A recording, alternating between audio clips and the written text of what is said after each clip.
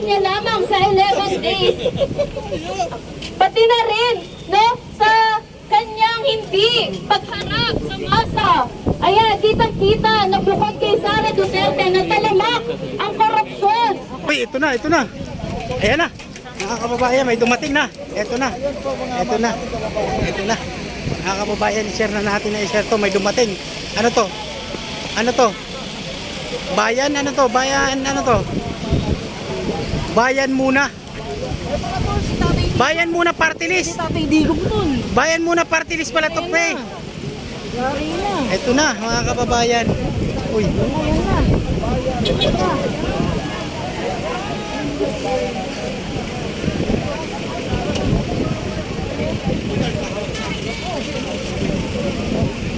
Ini. Binigyan mo na si Maki. Ganit. Maki, binigyan mo na.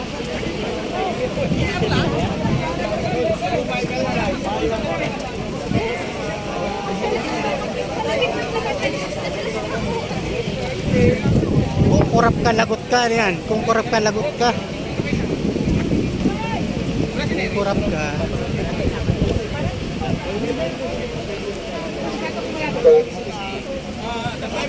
Grabe, pinagkaguluhan na ito mga kababayan, no? Ano ba ang ano nito? Ano ba yan? Ibasura pork barrel ni Sara Duterte. Bayan muna. Sigaw ng bayan! Bayan muna! Sigaw ng bayan! Bayan muna! Sahod itaas! Sahod itaas! Presyo ibaba! Sigaw ng bayan! Bayan muna! Malinaw ba? Sigaw ng bayan! Mga kababayan. Sahod itaas! Sahod itaas! Ang tao, ang bayan! Tuloy-tuloy ang laban! Ano ba panawagan nito? Sigaw ng bayan! Yeah, i-share na natin yung live natin. Mga Sigaw kababayan, ng bayan! mamaya magbabasa tayo ng mga messages nila. Sahod! Presyo! Servisyo sa tao! Huwag gawing negosyo! Huwag gawing negosyo! Servisyo sa tao! Ang Pilipinas! Mag-spill ka na lang muna.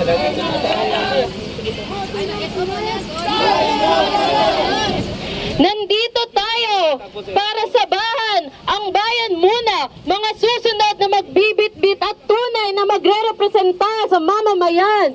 Kasama rin natin ngayon si Sara Duterte na nakarehas, simbolo ng pagsingil ng bayan muna at ng masa sa kanyang korupsyon.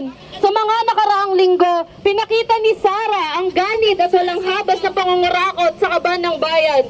Mula sa kanyang kababayaan bilang Secretary ng DepEd, pork barrel and confidential funds at hindi pagharap sa masa ng budget deliberation, ito ay tunay na betrayal of trust. At hindi lang ito si Sara Duterte, sa lahat ng tinaling gobyerno, kung kayo ay korap, lagot kayo sa bayan muna.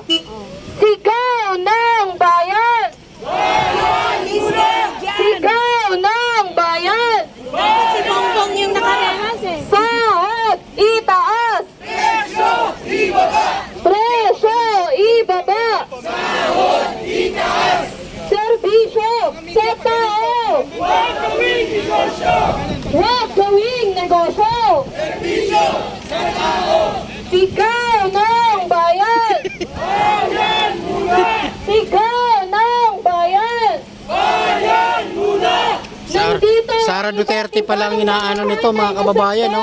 Kung korap ka, lagot ka sa bayan muna. Ang malawak na hanay ng masa para igiit at ipaglaban ang tunay na karapatan na dapat naman nating nararamdaman mula sa issue Abolish ng all sahod, types ng korupsyon of pork sa barrel. gobyerno. Bayan muna. Nandito tayo, no? Para iharap ang tunay na magre-representa sa ating mga masa. Kaya muli mga kasama, igiit natin, sigaw ng bayan! Bayan muna! Sigaw ng bayan!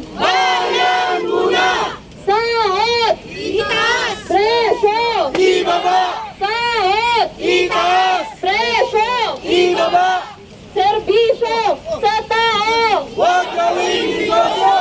Huwag gawing negosyo.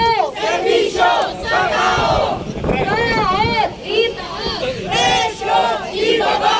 Sahod itaas. Presyo ibaba. Ayan, nakakulong. Duterte ang nakikita natin ngayon. Sara Duterte na nakarehas daw, oh. Alam naman natin na mula sa paghingi ng pera para sa libre niya isang kaibigan o di kaya yung milyon-milyon na ginastos niya lamang sa 11 days. Pati na rin, no, sa kanyang hindi pagharap sa masa. Ayan, kitang-kita na bukod kay Sara Duterte na talamak ang korupsyon at ang paggamit ng kaban ng bayan para sa pansariling interes ng iilan. Kung kaya't nandito ang bayan muna para ipaglaban ang karapatan ng masa. Share natin to mga kababayan, ha. Yan, good afternoon sa atin lahat. Kaya naman, sisimulan na ho natin ang ating programa bilang ipakilala o ipahayag ang programa ng ating bayan ay tinatawagan natin si Kaloy Zarate.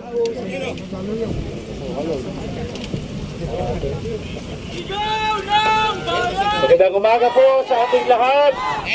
Sigaw ng bayan! Bayan muna. Bayan muna! Sigaw ng bayan. Nandito po muli ang partido ng Bayan Muna para po maghain tayo sa araw na ito ng Certificate of Acceptance and Nomination at tatakbong muli. Babalik sa Kongreso ang Bayan Muna sa 2025! Sa nakaraang 25 taon, naging maningning ang record ng Bayan Muna sa pagtutulak ng mahalagang reforma sa ating mga batas, sa pagtutulak ng mga mamamayan na batas sa loob at labas ng Kongreso. Sa loob ng 25 taon, hindi bababa sa 20 batas ang naitulak ng Bayan Muna sa House of Representatives mula noong 2001 nang maunang mopo sina Casa Toro Campo, sina Cali Samasa at ang namayapang si Crispin Beltran. Pinangunahan natin halimbawa ang pagpasa ng Public Attorney's Office Act, batas kung saan nagbibigay ng malaking pondo sa Public Attorney's Office para magkaroon ng access ang ating mamamayan sa korte. Pinangunahan din ng Bayan Muna ang pagtulak at pagpasa ng Human Rights Victims Reparation Law na kung saan ang mga biktima ng batas militar, ang mga biktima ng diktador na si Marcos ay magkaroon ng recognition at mabigyan sila ng danyos dahil sa kanilang naranasan sa panahon ng batas militar. Ano pa ang ibang mga batas? Batas halimbawa katulad ng free tertiary education na kasama rin ang Bayan Muna sa aktibong nagtutulak nito sa Kongreso. Ang batas na nagbibigay ng libreng irigasyon sa ating mga magsasaka. Ang batas na katulad ng panahon na ito na mayroong kalamidad na bagyo. Halimbawa, na nagkaroon tayo ng free alert, free text alert sa ating mga cellphone na sasabihan tayo kapag may panahon ng sakuna.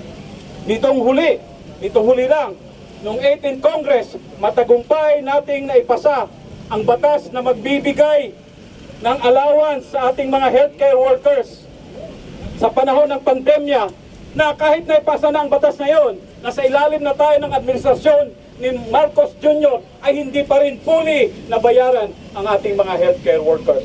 So ito po ang ilan sa mga tuloy-tuloy na advokasya na itutulak pa rin ng Bayan Muna sa darating na eleksyon, sa darating na 20th Congress at isang mahalaga sa advokasya ng Bayan Muna. Sentro sa advokasya ng Bayan Muna nang pumasok ito sa Kongreso ay ang paglaban sa korupsyon. Dahil ang korupsyon ay isa sa mga ugat ng tuloy-tuloy na paghihirap ng ating mamamayan. Tuloy-tuloy na nasalusak ang ating bayan. Kaya tuloy-tuloy na ipaglaban ng Bayan Muna. Naghain tayo ng mga kaso doon sa mga korap na mga individual. Hindi tayo nangiming sampahan ng kaso maging mga nakaraang mga presidente. At ngayon, hindi rin tayo mangiming sampahan pa rin ang kaso ang mga kasalukuyang opisyal na tulad ni itong nakakulong ngayon ni Sara, at maging si Presidente Marcos kung meron silang paglabag na gagawin sa ating mga mamamayan. Dahil sa bayan muna, ipinapangako namin sa inyo, kung korap ka, lagot ka sa bayan muna. Yan ang aming pinapangako. Bayan muna! Kaya muli ating isigaw, sigaw ng bayan! Bayan muna! Bayan muna! Sigaw ng bayan!